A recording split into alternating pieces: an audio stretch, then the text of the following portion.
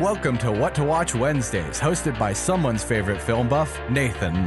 I love movies and I want to share that with you. From old originals to cult classics and foreign favorites, along with straight up drivel, WWW is your place for all things movies.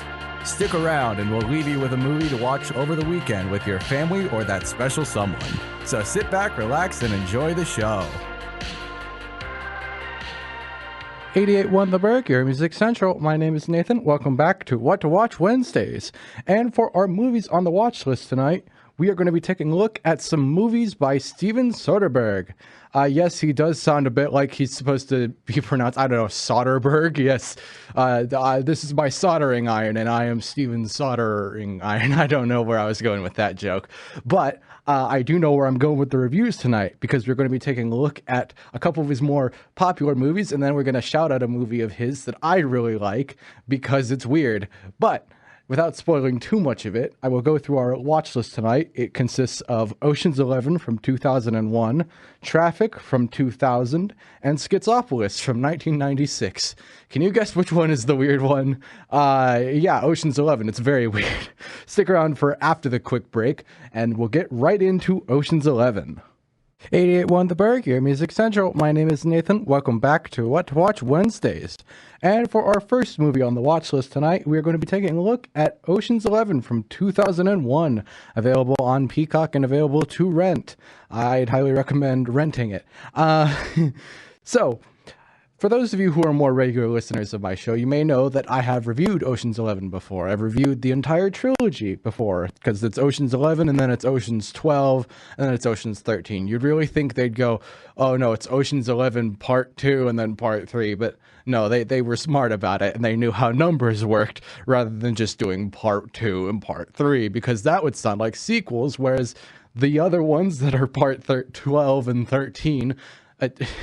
I'm getting it all mixed up again, even though I'm trying to illustrate how easy it is to not get mixed up with the way they named it. And it doesn't have anything to do with the first movie, but it's very, very funny. So I'm glad I talked about it. Ocean's 11 from 2001. For those of you who are regular listeners, you would know that Ocean's 11, this one, is one of my favorite movies of all time. It easily falls into my top 10 list.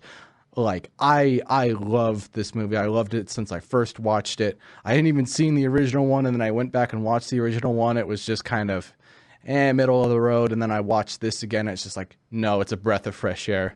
Steven Soderbergh knew exactly what he was doing when he was rebooting it. He made it take on an entirely new identity, mostly because of its cast, but also the way he directed the movie. It just fits. It's just a wonderful movie that I absolutely love. And for those of you who have heard of the movie but never seen it, let me give you a quick rundown of the plot.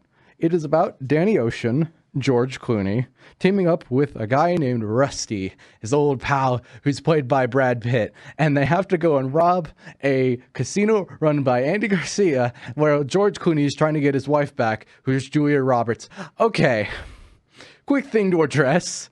This movie has a few celebrities attached to it, just a couple big names. And if you've never heard of George Clooney or Brad Pitt, or I don't know, like, let's just think here. There's Don Cheadle. There's, wow.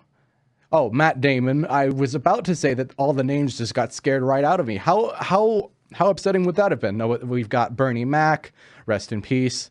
I think I already mentioned Don Cheadle. I'm trying to remember it, and it's just like, I know there's so many big names, but I completely forgot.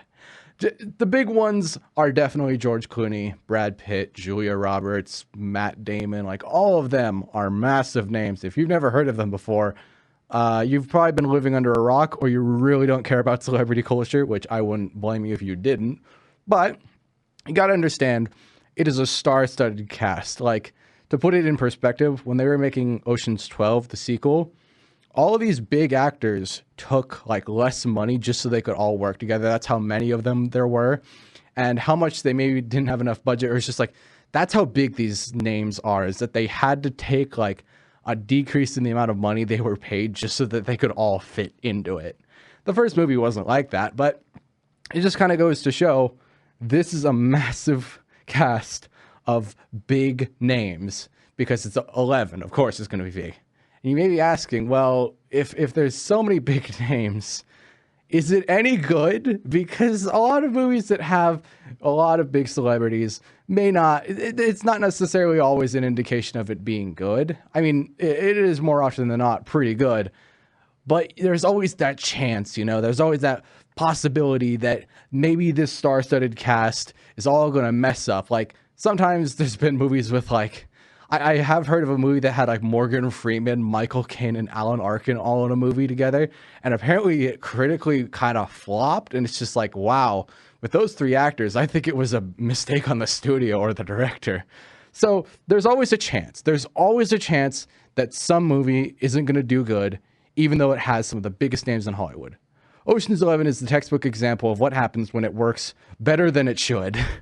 Because with the big name actors, it's going to work at least a little bit. In this one, it goes above and beyond because I cannot unsee George Clooney as Danny Ocean, and I cannot unsee Brad Pitt as being his right-hand man as a guy with a fox hawk instead of what he looks like now with a mullet. I can't unsee Matt Damon as this little just kind of guy in the background who's this master thief. I can't unsee Julia Roberts as Danny Ocean's wife. I can't unsee George Clooney and Julia Roberts being married. I can't unsee any of the big name actors as their roles in this movie. And that's saying something because we're talking about massive names. I've seen George Clooney do other stuff. He's a big name guy. Everyone knows him, and I still can't unsee him as Danny Ocean. That is significant. And a lot of that comes down to the fact that the overwhelming amount of style and substance that Soderbergh baked into this movie, and the amount of hyper fast pacing, and amount of wonderful editing, and an amount of just absolutely amazing production design makes this movie stand out as something to behold. As how did this work? And how do we make more movies like it? Because they were doing something incredibly right. I don't know what happened with Ocean's 12. And then Ocean's 13, they're like, oh, we can try to get it back. But like that first movie, it's just lightning in a bottle. Lightning in a bottle. And it should come as no surprise from the amount I've ranted about loving it, that this movie does end up on the list of some of the best heist movies of all time. Because all of it works. It comes together like a plan in a heist movie should. It all comes together. I love it when a plan comes together. That's from Liam Neeson when he's in the A-Team movie. Oh, wonderful. I should probably talk about that movie because this movie, there's not much else to say. I just love it. So high recommendation for Ocean's 11. And we'll get into more of the genius behind the director of this movie, Steven Soderbergh, as the night goes on. So stay tuned for the next movie in his lineup, or going backwards, which is Traffic from 2000, after the break. 88.1 The Burg, your Music Central. My name is Nathan. Welcome back to What to Watch Wednesdays. For our second movie on the watch list tonight, we are going to be taking a look at Traffic from 2000, which is available to rent from your renting places that you rent movies from. You know that place? I use that place too, whichever one it is. In all genuine seriousness, I do have a couple places that I rent movies from, so it's not like I can really say which one confidently is the best one. It's kind of a toss-up because the internet is weird. Anyways, aside from that, Traffic from 2000. It's along the vein of Ocean's 11 that it's one of Soderbergh's more well-known works, although it's not one that everyone's really heard of. And so I think it's worth talking about. So to kind of follow the basics of it, Traffic is kind of an innuendo for, what is it called? Substance trafficking.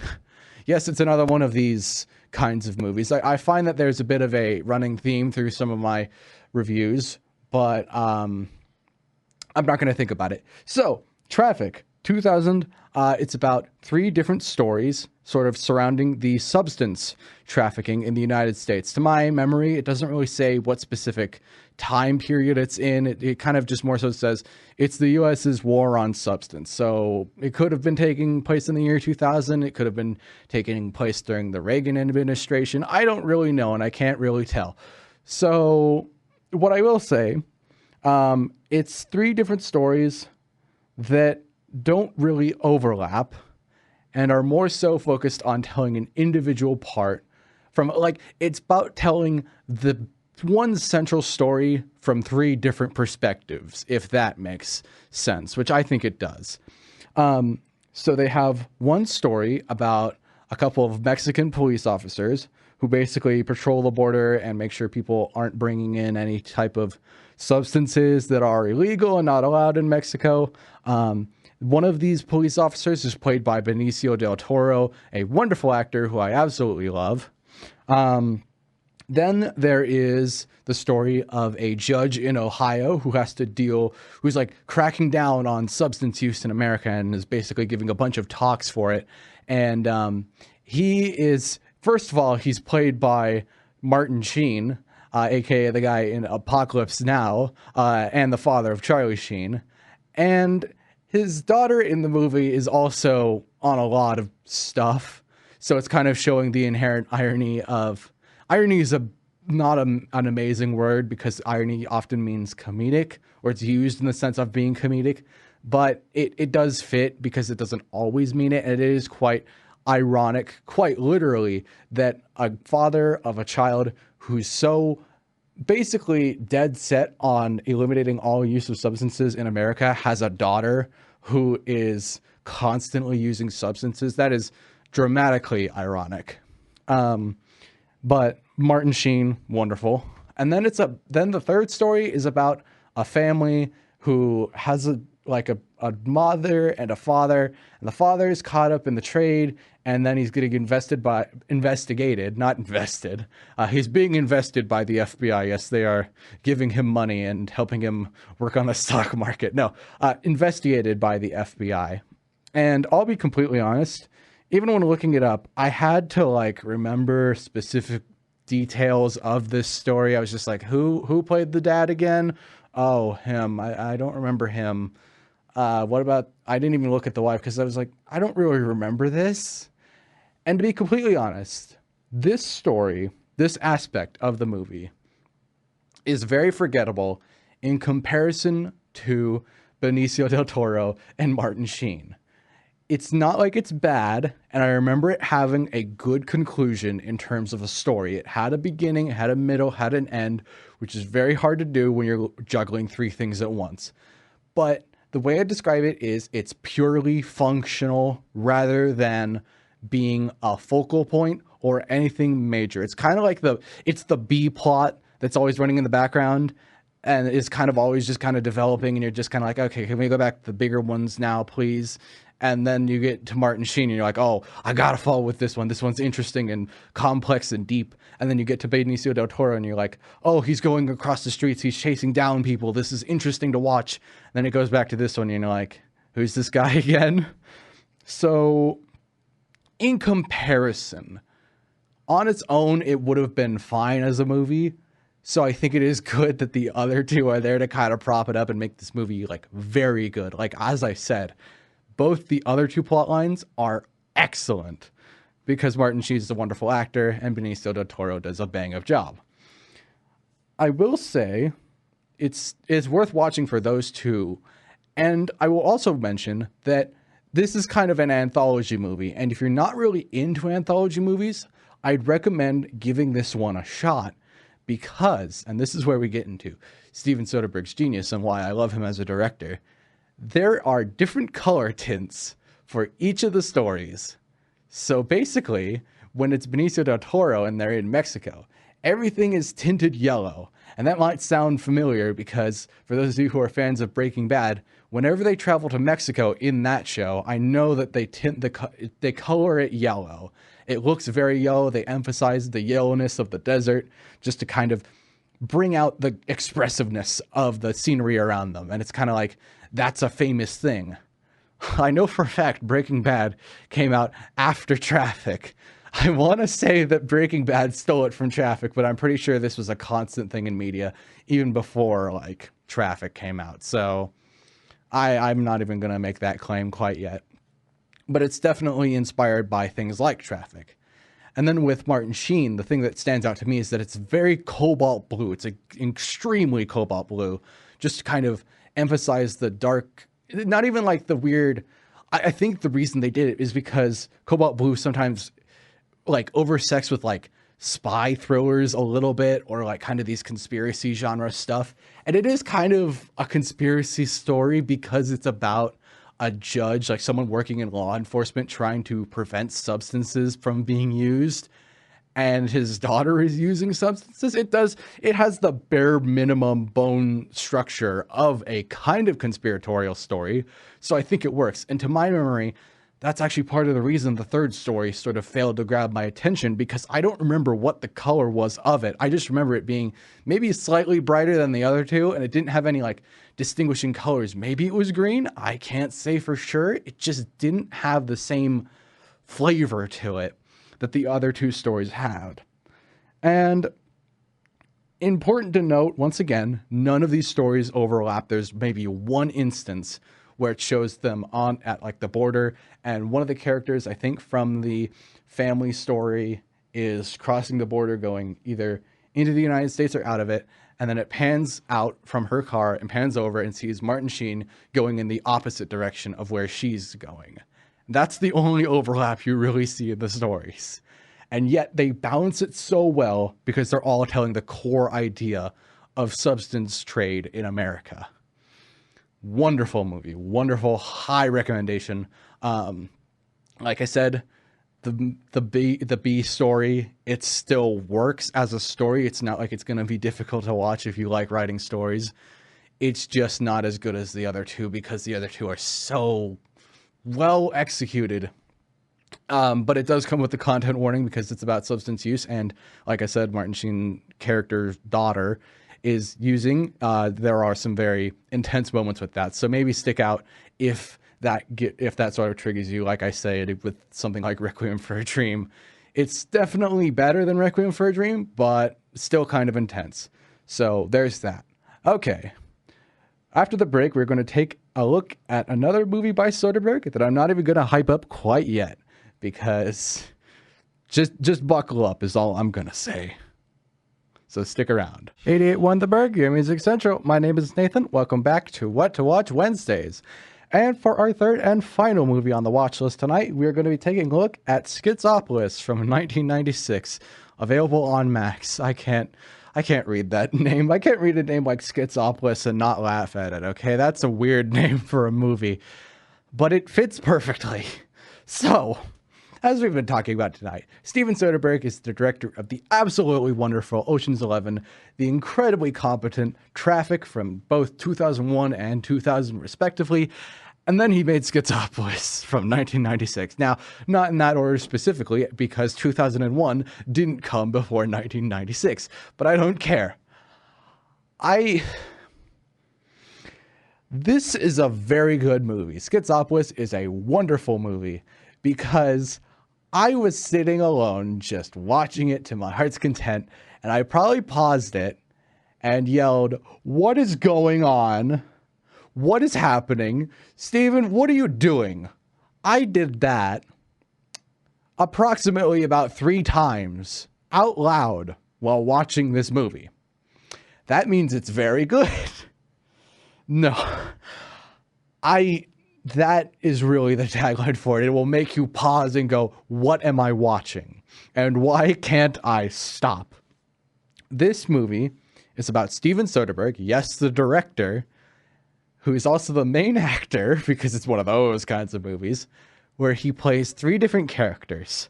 One is this worker for an office building where he works for in concept, Scientology-like movement. It's not actually like a religion or anything. It's just called eventualism, and they work in an office and control the world or something like that. It's basically Scientology. At least that's what the Wikipedia thing says. So I'm going to go with that.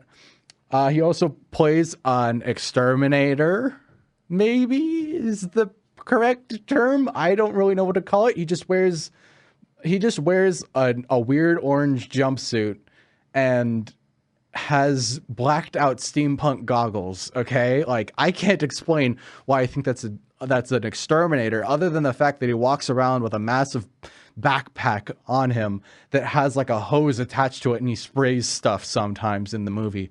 That qualifies it as an exterminator. That's totally what it is. And then he plays an antisocial dentist. That's the normalist character in this entire thing, isn't it? Yeah. And he does some weird stuff anyway. So normal is subjective. The world is collapsing. Wonderful. Now, as you can tell, I'm a little bit fervently losing my mind talking about this movie, because while I've just described what you could probably read about in the Wikipedia articles out there and the descriptions of it, that is not at all what the movie is like. It gives you absolutely no context, no setup, no understanding of the movie you are about to watch. It is the weirdest jumble of nonsensical words. Just absolutely weird music, wild, nonsensical garbage, and crazy orientations of the camera. There's a scene where there's at least 2 or 3 scenes of just Soderbergh driving a car, and at some point they're like basically following him from the front and like sitting in the back of another car filming him, and they tilt the camera to the side, and you can tell they just got bored and they're just like, okay, I don't know what to do with this. I'm just going to tilt to the side. So here's a weird Dutch angle. And now we're just going to like very clearly flip it all the way on its side. So now he's completely horizontal going the other direction. And now we're just going to wait for it. And it's incredibly sped up and it looks super janky and weird. And I burst out laughing. I can't explain what this movie is about any better than anybody else can. It's a nonsensical mishmash of random garbage happening on screen, practically close to assaulting your eyes and senses. And yet it never crosses that line where I go, okay, this is just like, this is like compressed garbage in a can. It is compressed something in a can. It's not bad. That's the problem with this whole situation. That's the problem with Schizopolis, is it's not bad by any stretch of the imagination. It's incredibly good because it made me start laughing all the time. It's supposed to be an absurdist comedy movie, and it succeeds so perfectly that I cannot say in good conscience that it's a bad movie, because it is also an exact replica of the kind of movie I sit around thinking, I should make a movie. And this is what can pop up into my head now. I can think of this and go, this right here, this is the kind of movie I want to make. Thank you, Steven Soderbergh. You have given me a perfect template. I'm going to plagiarize you. I mean, take inspiration. I mean, just go with the flow, but always remember your movie Schizopolis as a weird turning point in my film career, because what did I watch and why do I want to rewatch it? That was bonkers. I can't say anything more than that. Schizopolis is the most insane movie I think I've ever seen, and I've seen some bizarre things.